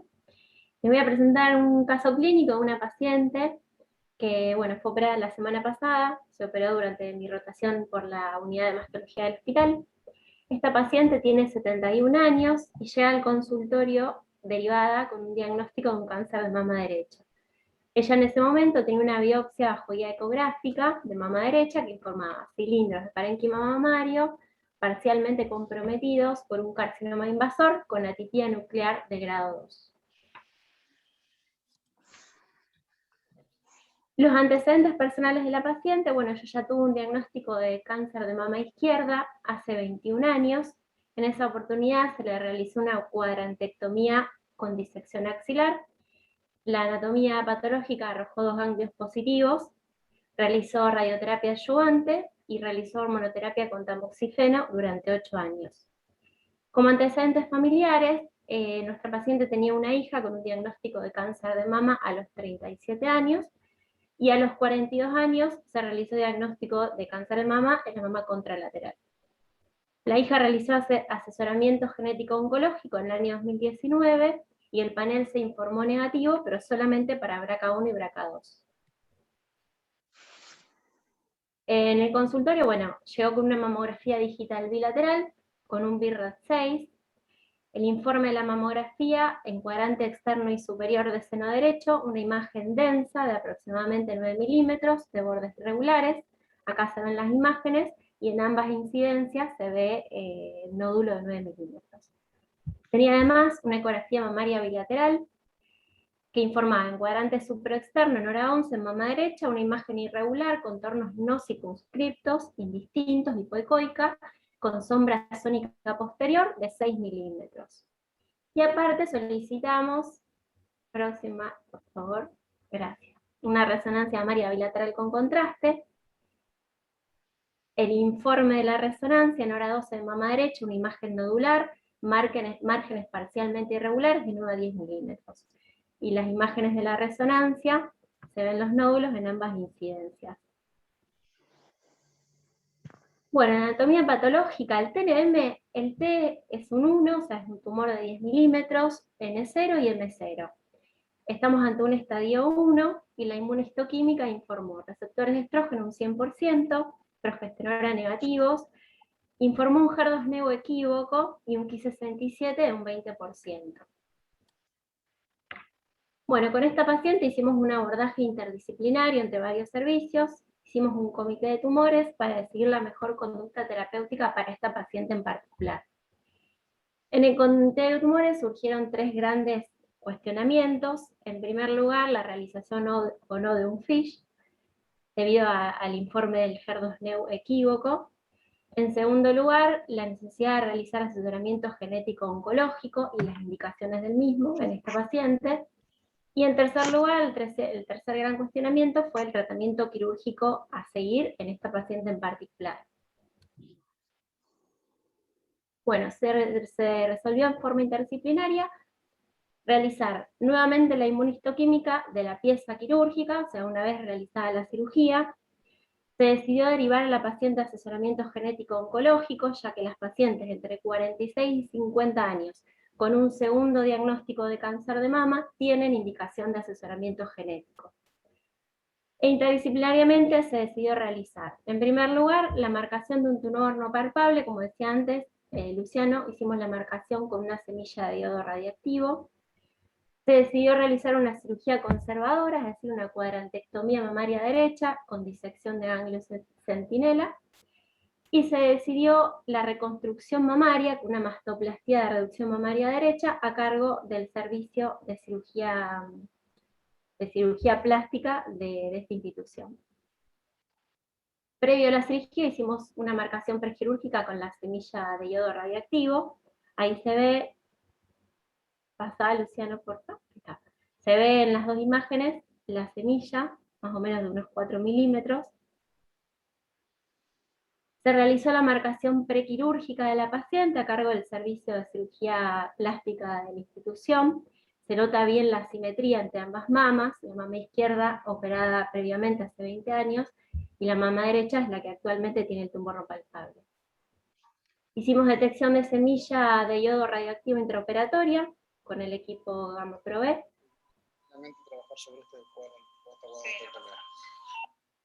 Ahí se detecta bien el área donde está localizada la semilla. Detectamos el ganglio centinela, también con el equipo de Gamma Pro B, el ganglio marcado con tecnesio 99. Ahí se elige la ventana para el tecnesio o la ventana para el iodo en el equipo portátil. Se inicia la cirugía realizando la cuadrantectomía, es decir, la parte oncológica. Se realiza la cuadrantectomía mamaria. Esa es la pieza de cuadrantectomía que vamos a extirpar. Intraoperatoria, se realiza el reconocimiento de la semilla de iodo radioactivo con el equipo de Gamma Pro. Creo que ahí se escucha cuando el equipo localiza la semilla. Una vez extirpada la pieza de cuadrantectomía, también se realiza el reconocimiento de la semilla dentro de la cuadrantectomía y el lecho quirúrgico libre de lesión, o sea, libre de material radiactivo. Esta es una radiografía de la pieza operatoria. Se ve en la imagen de la derecha de la radiografía, se ve la semilla. Creo que está marcada. Ahí está marcada. Después de la cuadrantectomía se procede a la disección de ganglio centinela. También se reconoce el ganglio centinela, está marcado con tecnesio. El equipo Gamma Pro B lo reconoce intraoperatorio. Una vez realizada la disección de ganglio centinela, se extrajo un ganglio centinela y el ganglio accesorio. Y el aparato reconoce el ganglio que está marcado con el tecnesio, que es el centinela. Luego de la cuadrantectomía con disección de ganglio, se procede al cierre plano por plano de todos los tejidos. Toda esta es la mastoplastia reconstructiva reductora, a cargo del servicio de cirugía plástica de la institución. Se cierra plano por plano, y este es el postoperatorio inmediato de la paciente en quirófano. Hacia la izquierda tenemos a la paciente previa a la cirugía, con una asimetría importante, con su mama izquierda operada hace 20 años, y la derecha que era la que tenía el tumor. Y a la derecha tenemos al postoperatorio de la paciente a la semana de la cirugía, que bueno, se intentó, digamos, reducir la mama, que bueno, obviamente después esta mama va a ser sometida a radiación. Creo que es todo. Gracias, Nati. Excelente. Me parece muy interesante el caso clínico. Creo que está el doctor Chipuli, el doctor Renier y la doctora Bianchi. Si quieren algún comentario o alguien quiere hacer comentarios, preguntas, abrimos la charla de debate para bueno, lo que quieran preguntar. Bueno, doctor Cristian también está. ¿Cómo les va? Bueno, no, muy bien. Muy bien, Juanjo y Luciano. Me gustó mucho la exposición de ambos, y lo didáctico y las imágenes, y el caso clínico también, digamos. O sea, por ahí las pacientes de más de 70 años, el asesoramiento genético por ahí uno no lo tiene tan presente, ¿no? En la indicación. Eso por un lado, digamos, y un poco lo discutíamos en el comité del hospital durante la semana, ¿no? Que teníamos una paciente joven de 37 años, de 27 años, y no teníamos la facilidad desde el punto de vista operativo para indicar un test, ¿no? Y bueno, y en este caso su hija, por ahí nos podremos estar quedando corto con un BCRA1 y 2, ¿no? A lo mejor necesitaría un panel, probablemente. Sí. Entonces, bueno, un poco esas son las cuestiones que uno se plantea y que viendo lo que se viene desde el punto de vista de los paneles y la situación económica nuestra argentina, parece complicado poder acceder cada vez más a esas necesidades, ¿no? Que nos aportan desde el punto de vista terapéutico. Eso como comentario que se me viene y después, bueno, felicitarlos. Y respecto, bueno, hubo un comentario ahí de Luciano que me llamó la atención que está bueno en cuanto a las mastectomías simples, pero es bastante poco probable, ¿no? Que una mujer que va a hacer una mastectomía simple esté conforme desde lo estético. Si ahí está Sandra y hay algún plástico más, deben estar de acuerdo conmigo. Y uno lo ha visto a lo largo de, bueno, más de 20 años que trabajo en PAMI en el hospital. Y bueno, mujeres de todas las edades y de todos los estratos sociales, son muy pocas las que se quieren ver con una rayita, ¿no? Entonces, más allá de los resultados de otros países de trabajo que son respetables, pero bueno, en la idiosincrasia nuestra parece eso bastante lejos. Bueno, eso como aporte y después nada más, felicitarlos.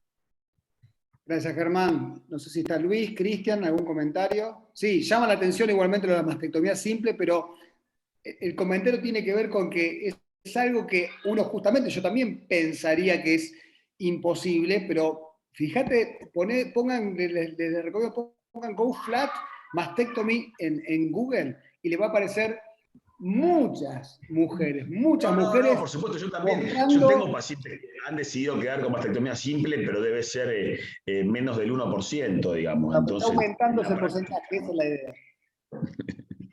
Sí, puede ser, sí, sí. Luisito. Mirá, yo primero mencionaría que las dos presentaciones estuvieron muy buenas, sobre todo para la perspectiva de un radioterapeuta, la presentación que diste vos es la que más nos toca participar. Obviamente el trabajo multidisciplinario. Recuerden los cirujanos siempre que cuando se están metiendo en una cirugía compleja, conviene hablar con el radioterapeuta antes, porque puede haber razones que motiven a hacer tal o cual radioterapia. Por ejemplo, la paciente que recién presentó a la doctora había recibido radioterapia del otro lado, y si hubiera tenido una enfermedad compleja con ganglios positivos y demás, podría haber sido la radioterapia más compleja, de la segunda mama me refiero, o sea que eso es algo a tener en cuenta. En lo que respecta a tu presentación, estuvo muy buena. Acordate de los clips, Luciano. Sí, cuando... sí, estaba pensando eso. Faltó eso en las dos presentaciones que se hicieron, y justo lo charlamos hoy cuando vimos el caso clínico, pero sí, perfecto eso. Pero decilo vos porque es importantísimo. Los clips son muy importantes.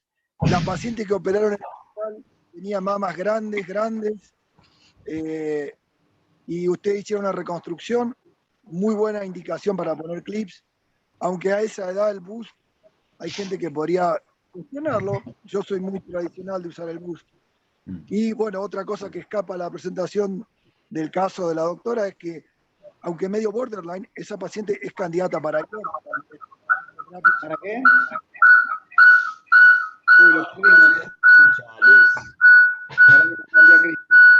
Segundito. ¿Está Luisito? Sí, estoy. No sé qué pasó. La paciente del hospital era una candidata probable, habría que haber estudiado algunos detalles más para hacer radioterapia intraoperatoria. No, ahora Luisito, en Argentina ya está. No, porque de hecho era un luminal B con un fish, con un HER2 cruces, y de hecho ya tenemos, lo que no dijo Natalia, que Sandrita nos mandó el resultado anatomopatológico hace un ratito, y es un tumor de alto grado. Bueno, por eso decía borderline. Negativa, así que probablemente esta paciente va a terminar con boost y radioterapia hipofraccionada, pero con boost probablemente. Márgenes sanos, 2 ganglios negativos, y ahora vamos con la inmunohistoquímica. Ceci, vos no sé si querés comentar algo, porque nos parecía interesante también el tema este del FISH, de pedirlo o no pedirlo, operar o no operar. Exacto. Bueno, buenas noches, gracias por la invitación y felicitaciones a las presentaciones que estuvieron muy buenas, completas, y aparte aprendí un montón de cosas.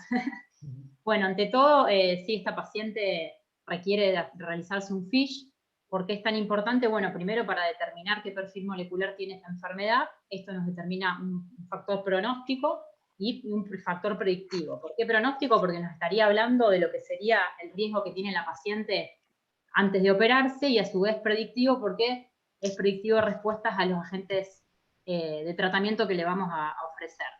En caso de que fuera, como es 2 cruces, un valor indeterminado, no sabemos si negativo o positivo, esto, bueno, en la inmunohistoquímica se ve una tinción de las células tumorales de menos de un 10%, digamos, o es una tinción mayor al 10%, pero débil. Entonces se requiere un test distinto, que en este caso podría ser un FISH, que es una hibridación in situ, donde se detectan la cantidad de copias que tiene el gen y ahí sería más específico, y con 2 test podemos determinar si es positivo o negativo. ¿En qué nos cambiaría la conducta? La quirúrgica inicial no la cambiaría, porque un tumor de menos de 1 centímetro, sin axila positiva, creo que es candidata directa a una cirugía conservadora, como este caso, en caso de que haya sido HER2 positiva o negativa. No me cambiaría la conducta. Sí me cambiaría la conducta posterior, en indicar un tratamiento adyuvante, ¿no? El tratamiento adyuvante es el tratamiento que acompaña al tratamiento primario. Si nos quedamos con que es una paciente HER2 positiva, obviamente tiene que ser una quimioterapia en combinación con tratamiento anti-HER2. En este caso, al ser un tumor pequeño, se puede ofrecer un tratamiento simple de un taxano más trastuzumab. Hay estudios recientes que avalan que tumores menores a 3 centímetros con axila negativa puedan recibir esta adyuvancia. Y bueno, obviamente hay que considerar el tratamiento hormonal acompañando al tratamiento de quimioterapia y anti-HER2. En el caso de que el HER2 sea negativo, bueno, ahí también hay varias cosas para discutir, ver todos los factores de la biopsia que tenga de mal pronóstico, bueno, del tamaño, si tiene ganglios ya dijimos que no tenía, no sabemos si tiene invasión linfovascular, bueno, ahora Sandra nos dice que es de alto grado, bueno, la edad es mayor, eso la tira un poquito en contra, y bueno, también el valor del Ki 67 y la progesterona positiva nos posiciona en tumor luminal. Pero Sí, bueno, esta paciente también podría ser candidata a una plataforma genética para determinar. Para pensar en voz alta y hacer de comité de tumores. Paciente de 74 años, tumor de 1 centímetro, estrógeno positivo, progesterona negativa, HER2 positivo, para divertirnos, claro.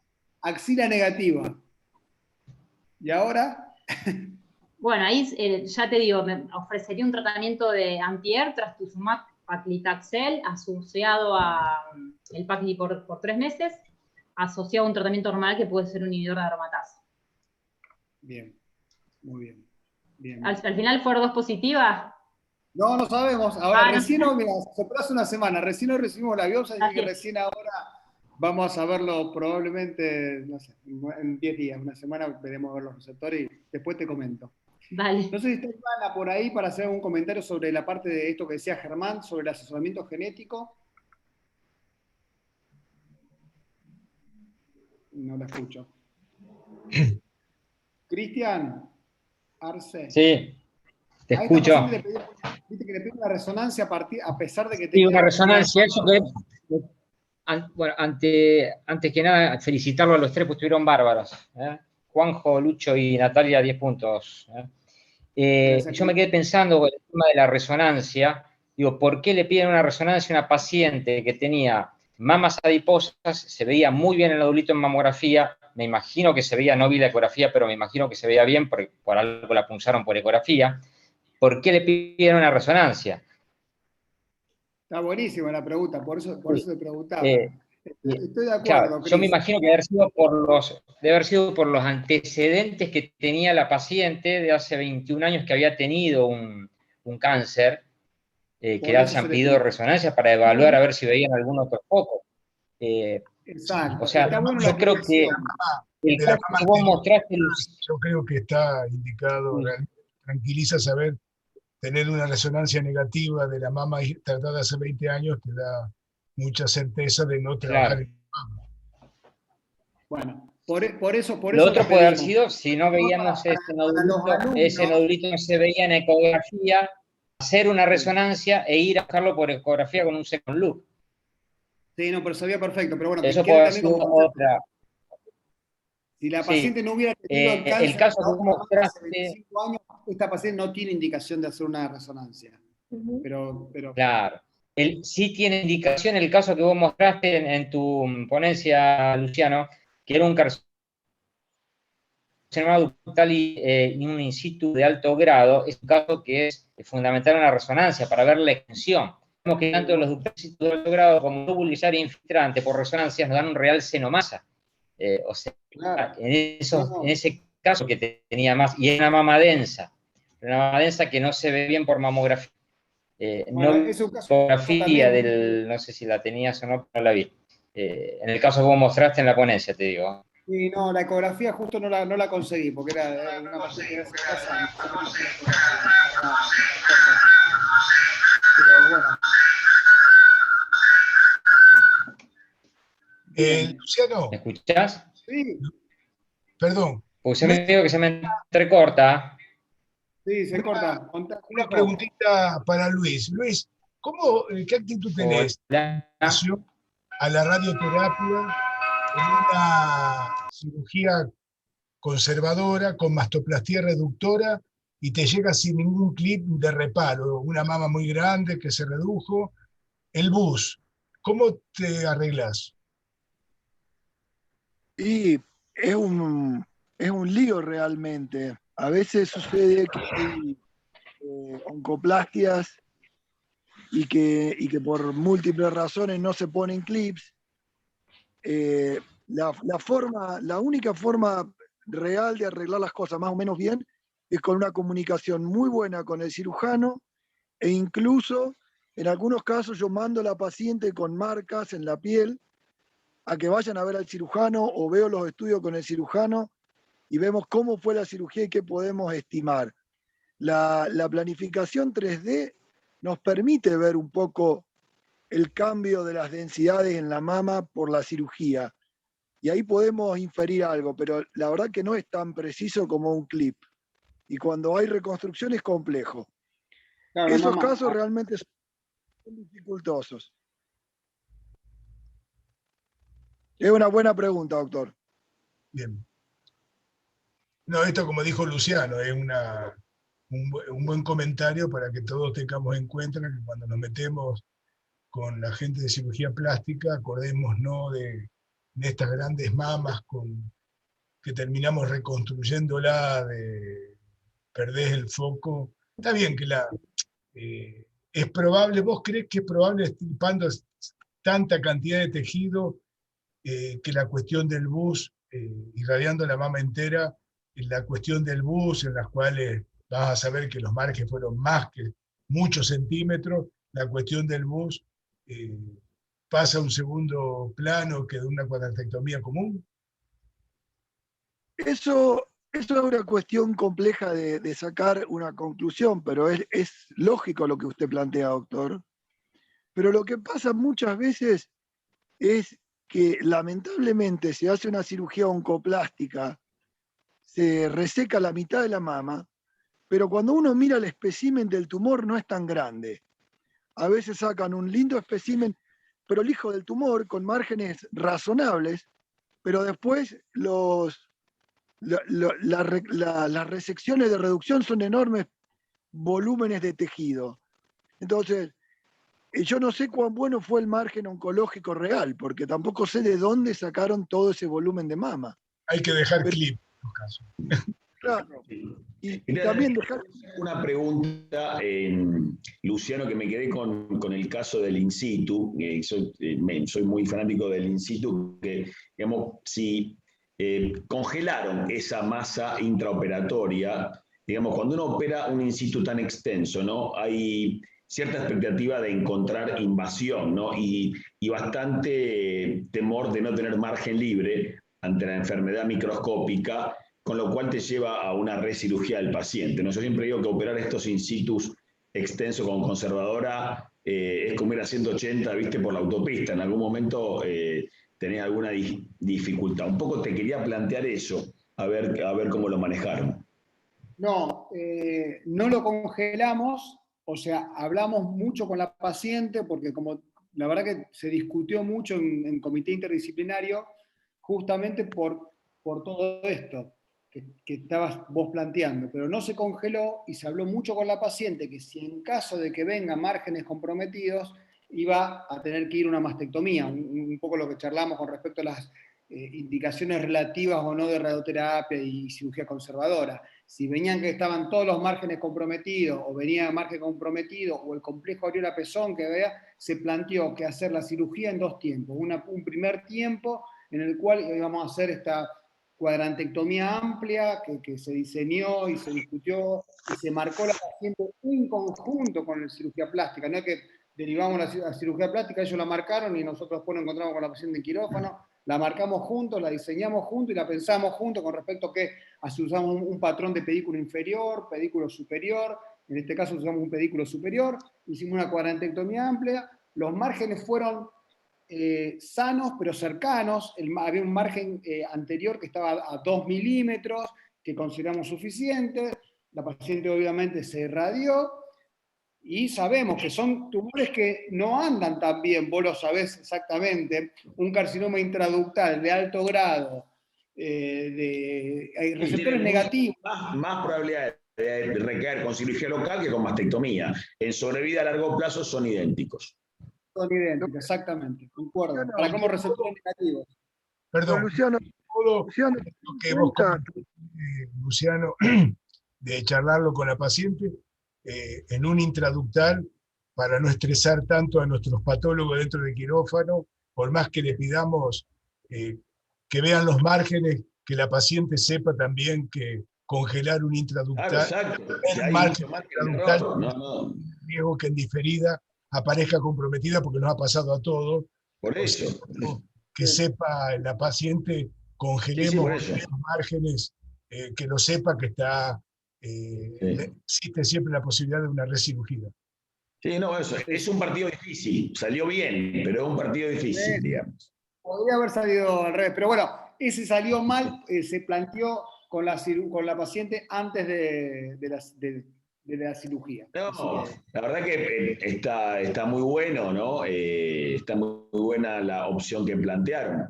Pero hay que reconocer que uno está tentado muchas veces a un tratamiento más radical en estos in situ extensos con alta chance de recaída, ¿no? Local. Pero bueno, la verdad es que salió muy bien. Cuando vos tenés una paciente como esta, con HIV positiva, fumadora de 30 cigarrillos por día, con una tosis tan importante que no sería una mastectomía, una skin reducing mastectomía, ya ahí... No me animo tanto. Fue muy bueno y salió bien. Así que por suerte estuvo muy buena la decisión, digamos. Muy bueno. Pero tengan en cuenta, Luciano, que si hubieras hecho una mastectomía, tal vez te hubieras visto inclinado a indicar radioterapia igual. Exacto. Con lo cual ahí tenías todos los males. Porque tenés el HIV, tenés la fumadora, la gran cirugía, la reconstrucción, la skin sparing y aparte la radioterapia. Entonces, ahí, lamentablemente es un problema a veces. Sí. Como dice Germán, salió bien. Por eso lo presentamos. No siempre presentamos las que nos salen mal. Pero... No, está bueno. No. Yo siempre lo admiro mucho a Eduardo González porque también muestra todos los goles en contra, ¿no? Y entonces eso me encanta. No presentamos una que salió bien. Tengo de las que salen mal, muchas también. No, por eso, goles en contra tenemos un montón, todos. Vamos a hacer un encuentro de lo que nos salió mal. Sería capaz que dura más que esta reunión. Bueno, cuanto más hacemos, más goles en contra, ¿no? Es algo progresivo. Bueno, si les parece, se hizo recontra larga la reunión de hoy. Sí. Agradezco a todos, a la mesa de expertos, a Natalia, a todos. Y bueno, damos por finalizado. Nos vemos en 15 días con el manejo de la axila y mastectomías. Abrazo grande a todos. Chao, chicos. Chao, buenas noches.